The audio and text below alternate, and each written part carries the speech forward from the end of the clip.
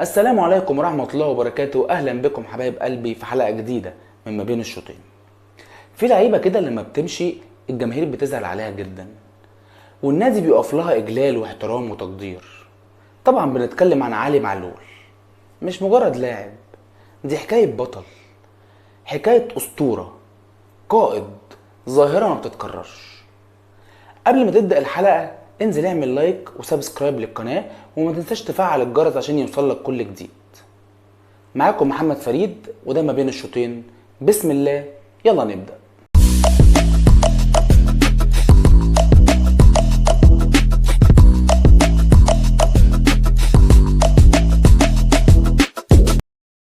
علي معلول اتولد سنة 1990 في مدينة صفاقس.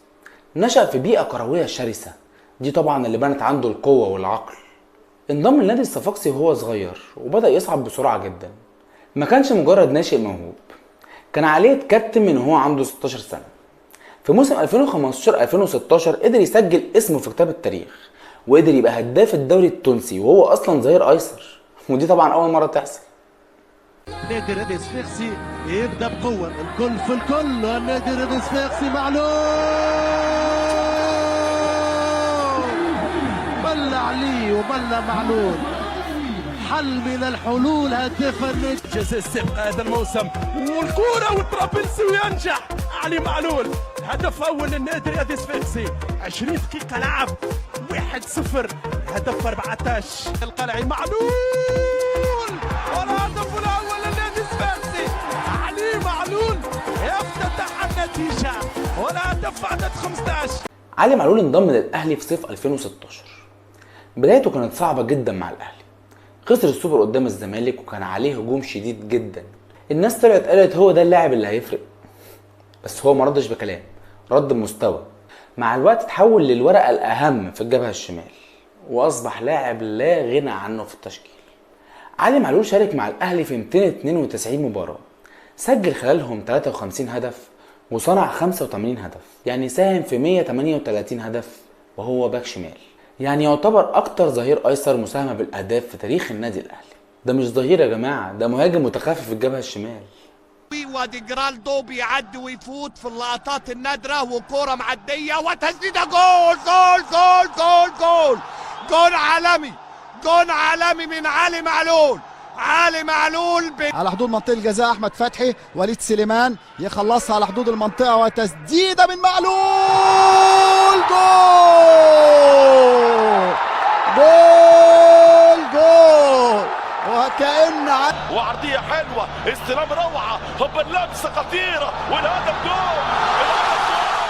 جول عالمي، جول عالمي، الجملة عالمية، والهدف الثاني عملوها تاني وسجلوا الهدف. يكمل يبحث عن التحرك اللي بدون كرة، اتحرك له امامنا هو باللقطة الماضية ديانج. يا ولد علي معلول، هي علي معلول هو الحل.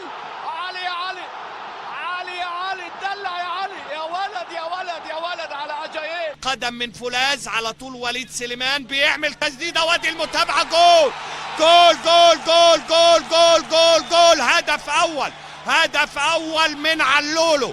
علولو كلمة السر في النسخة رقم 60 واللقب رقم 41. علولو علولو علولو في الدقيقة 59 يستغل الخطأ والتسديدة الأولى والمحاولة. علي معلول مع النادي الأهلي اتخصص ضربات ثابتة، ضربات جزاء، وكان دايما الحل وقت الأزمات. يعني مثلا في نهاية القرن 2020 هو اللي صنع الهدف الأول لعمرو السولية من ضربة ركنية، وصنع الهدف الثاني لقفشة في الوقت القاتل. أيوة صح، كان محمود علاء، بس برضه الكرة من البداية كانت تماثل لمعلول. يا دنيا ايه وراكيش غيري ولا ايه؟ في 18 مايو 2024 وبعد 3 دقايق بس من ماتش الأهلي والترجي، علي معلول اتصاب إصابة قوية جدا ومقدرش يكمل ساعتها. الإصابة كانت في وتر أكيليس. خرج من الملعب ساعتها وهو بيبكي، والجمهور كله كان واقف يسقف. الراجل كان دايما يظهر وقت ما الكل بيختفي، ولعب ادوار مؤثرة جدا ضد الترجي وصن داونز والوداد والزمالك وغيره وغيره وغيره. في مارس 2024 كولر طلع وقال لو في 11 لاعب في الفريق بروح علي معلول هنكسب كل البطولات. وكابتن الخطيب قال له شخصيا انت مش لاعب، انت رمز من رموز النادي الاهلي. وفي مدربين ومحللين كتير قالوا عليه مدرب جوه الملعب. الجماهير كانت دايما تغني له يا هنانا يا سعدنا علي معلول عندنا.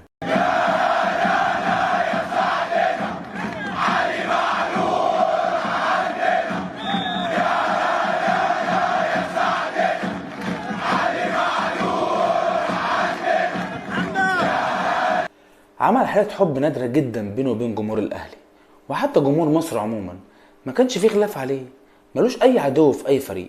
حب الناس عمرك ما تشتريه، بس معلول كسبه بروحه وأخلاقه وأدائه. والله أنا ببقى مبسوط لما جماهير الأهلي تبقى مبسوطة، والله العظيم لما بطلع في الشارع وألاقي الناس مبسوطة ده بالنسبة لي أهم من أي حاجة أنا شفتها. يعني حب الناس دي شفته في كذا موقف وفي كذا حاجة، أنا ده على راسي من فوق، وعمري ما هنسى جماهير الأهلي ولا فترتي مع جماهير الأهلي عموما. يعني الأهلي دلوقتي عنده فجوة كبيرة جدا في الجبهة الشمال، لعيبة كتير قوي اتجربت قبله وبعده ومفيش أي حد ساب نفس الأثر. علي معلول كان قامة كبيرة جدا في النادي الأهلي، مش لعيب عدى كده وخلاص، لا ده ساب علامة في قلب كل أهلاوي. معلول عمل كل حاجة بقميص النادي الأهلي، سجل، صنع، دافع، شال الفرقة كلها على كتفه ومشي في صمت، بس صمته دوى جوه قلوبنا. شكرا يا معلول، مش بس شكرا على الأهداف وعلى البطولات، لا شكرا على القيمة، شكرا على الأخلاق، شكرا على كل لحظة فرح عشناها معاك. وفي النهاية ما تنساش تعمل لايك وسبسكرايب للقناة وتفعل زر الجرس عشان يوصلك كل جديد. محمد فريد، ما بين الشوطين.